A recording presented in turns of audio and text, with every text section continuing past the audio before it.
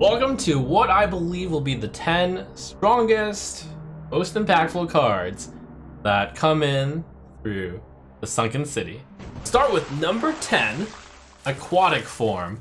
So this has been compared with 0 mana tracking for Druid, and while I don't believe it's quite as good as 0 mana tracking, there's going to be all sorts of awkward times where you don't want to play this on 1 because you'll whiff, and then you'll have to hold it, but then holding it means that, oh, darn, you could have actually gotten a card at 1. It's less good than people think, but that's only because people are thinking this card is ridiculously amazing. It is a really good card that most Druids will run. You will run it in your low-cost Druid decks for sure. Number 9, that's gonna fill in for a lot of decks. Amalgam of the Deep. It goes into Pirate decks, Mech decks, Murloc decks, Naga decks, Dragon decks. It's super good, and it's a little bit surprising that a card that's expected to make it into so many tier 1 decks is only number 9.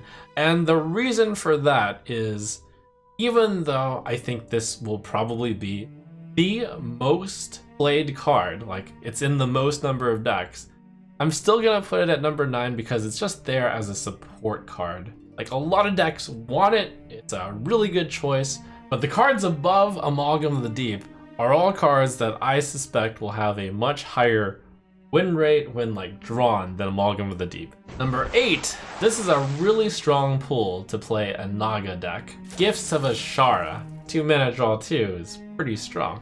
Because of the strength of Gifts of Ashara, as well as certain other cards, I think Naga Mage is going to be a tier 1 deck.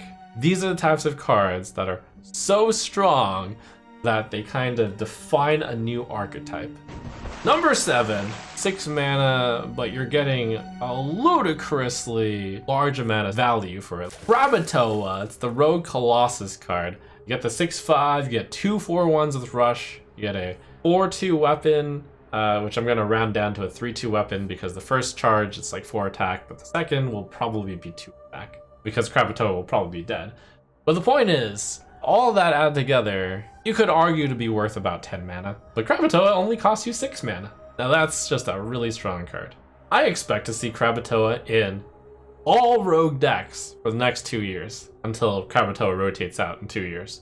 Number 6, the card that might really draw in Naga into the Quest Hunter deck, Barbed Nets. It's a little bit strange, I must admit, to see this kind of innocent looking card up here at number 6, but Quest Hunter is one of those decks that Barbed Nets is just the perfect card that could have gotten released and wasn't too unfair to make everyone be like, what?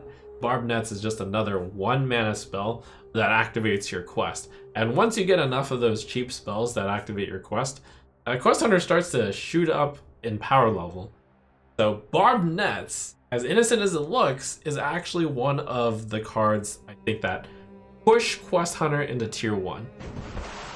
Number 5, Trench Surveyor, and kind of add off to the side Asharan Sweeper in parentheses. Trench Surveyor is super strong and would be even if Asharan Sweeper weren't a card, but because Asharan Sweeper is a card, that makes Trench Surveyor even more the better. It's especially insane when you get your 2 mana 3/2, draw your 3/4, which draws you 3 more mechs, not draws, but adds 3. And by the way, you're playing the class, which, number 4, has Seafloor Gateway. When you add a bunch of mechs to your hand and then you play Seafloor Gateway in your deck that was primarily mechs anyways, as a 3 mana draw a card and reduce your hand by 1 practically.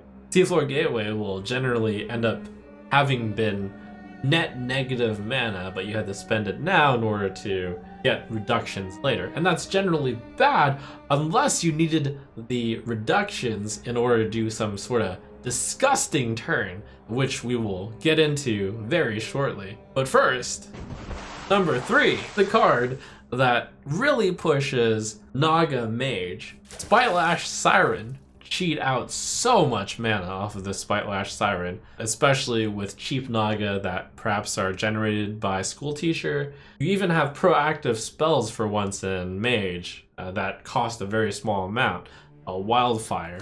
And you've got so many Naga that can discover spells and that can recast your Wildfire. Spitelash Siren is going to really push the power level of the Naga Mage deck. I am seeing it as a tier 1 deck. Number 2, you are seeing that right, that is 5 mage cards in the top 10. Mecha Shark.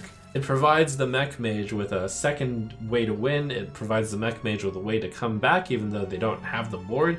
It all combines beautifully with Seafloor Gateway, where you reduce your hand of mechs that you got from the Sunken Sweeper, that you dug up from the Trench Surveyor, and then you play your whole hand of mechs with Mecha Shark and you do a gazillion damage.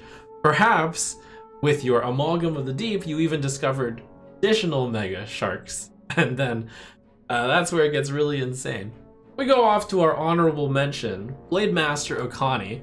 This card has seen like immediate use into decks that you had to submit for tournaments on very short notice. It's not the star of any deck, but it's just a really good, solid card. A 4-mana card that denies your opponent's play and makes them spend mana to get denied. Great card. You're gonna see Okani like just be a filler for a long time, I believe. At number 1, it probably should not surprise you, Swordfish. 3 mana for a 4/3 weapon, which also puts a pirate on the top of your deck and gives that pirate +2 attack. Like, I think this card is so good that it's more likely to get nerfed than it is to not get nerfed. This is a 3 mana 4/3, which like searches up your deck, the bottom 3 cards, for pirate, assuming you built your deck to have enough pirates that the Swordfish is gonna work. And the pirates are even good, so it's not that big a downside to put pirates in your deck. You'll put the pirate of your choice from the bottom 3 onto the top. Sometimes you won't have a choice, but often you're going to like be able to actually choose the better pirate out of the 2 or maybe even 3 pirates. You'll give that +2 attack, you'll put out your 3 mana 4/3, you're gonna put on so much pressure. I think a lot of games are going to end on turn 5 or 6 because on turn 3 you dealt 4 damage, turn 4 you dealt 4 damage, turn 5 you dealt 4 damage. That's just so much pressure, and then you just need a light breeze to finish your opponent off, either on that turn 5 or perhaps the next turn on turn 6. This is a really big hold shot top 10. Obviously these cards are quite strong, but I believe that they are so strong that they're gonna lead the decks that they're going into not only first not existing, Tempo Rogue, the Mech Mage, the Naga Mage. I'm making the claim that this expansion, these 3 decks, are going to become the top.